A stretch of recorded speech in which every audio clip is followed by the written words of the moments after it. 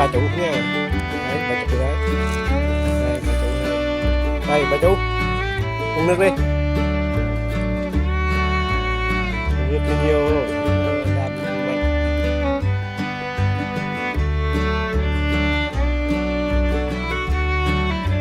Mình phát hết sang rồi mình nghỉ nha mọi người. Còn ít.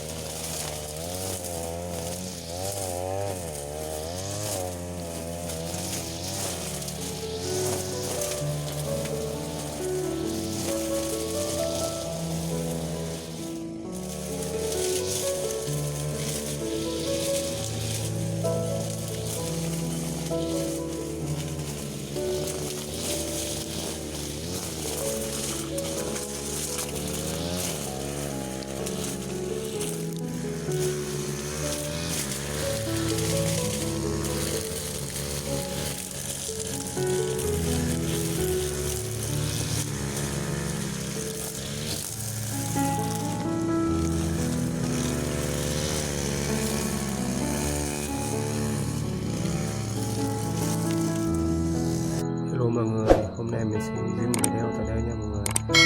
Chúc mọi người coi video vui vẻ nha mọi người. Mọi người hãy vô đăng ký kênh nha mọi người. Cảm ơn mọi người nhiều nha.